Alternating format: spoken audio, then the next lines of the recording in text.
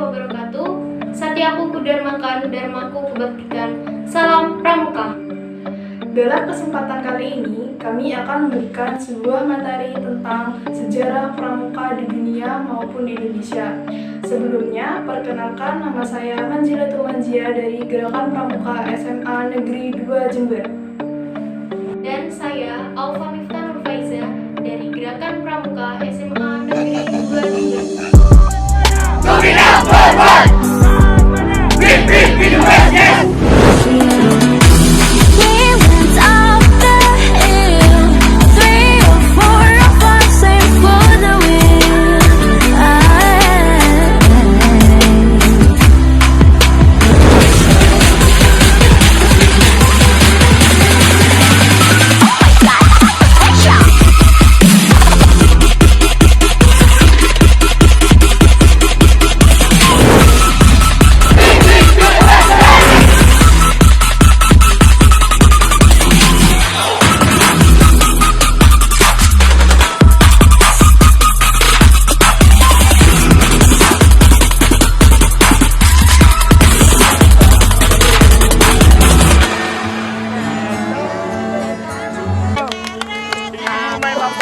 Masih balik kan lagu nani ngolai pol.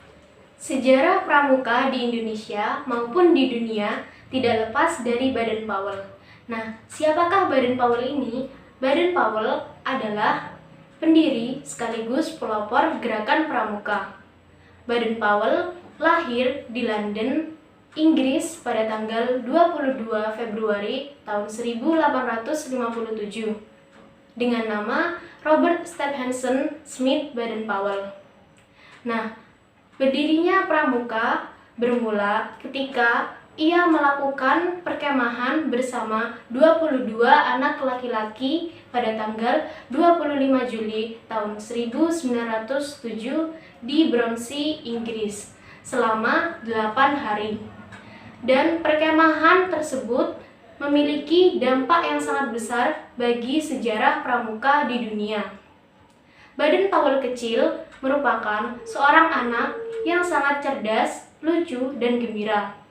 Ketika dewasa, Baden Powell bergabung dalam militer Inggris yang membuatnya memiliki sikap tegas, disiplin, dan terampil, yang merupakan ciri khas dari gerakan pramuka.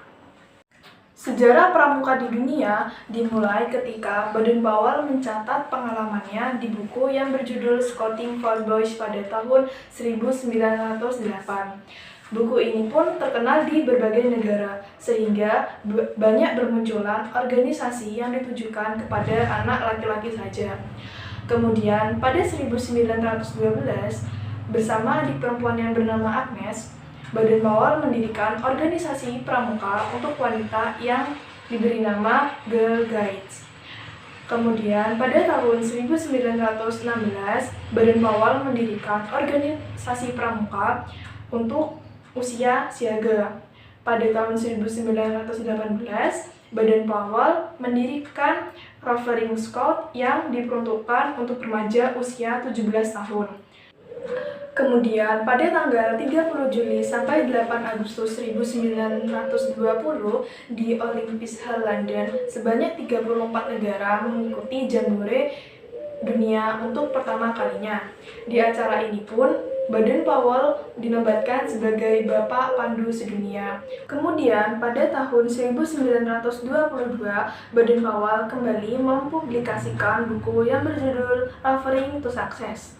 Sejarah pramuka di Indonesia dibagi menjadi 3 masa, yakni gerakan pramuka pada masa penjajahan Belanda, Jepang, dan setelah Indonesia merdeka.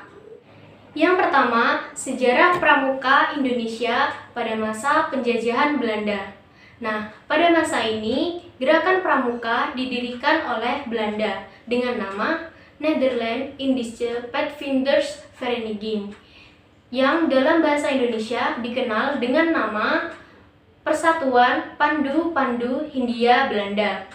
Kemudian, pada tahun 1930 terbentuk organisasi Pandu Pemuda Sumatera. Dan pada tahun 1931 terbentuk Persatuan Antar Pandu Indonesia, yang kemudian pada tahun 1936 namanya berubah menjadi Badan Pusat Persaudaraan Kepanduan Indonesia atau BPPKI.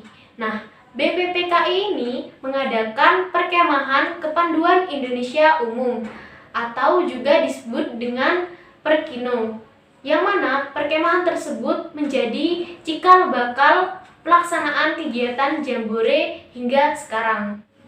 Yang kedua adalah sejarah pramuka di Indonesia pada masa penjajahan Jepang. Pada masa ini, pramuka di Indonesia tetap terus berlanjut.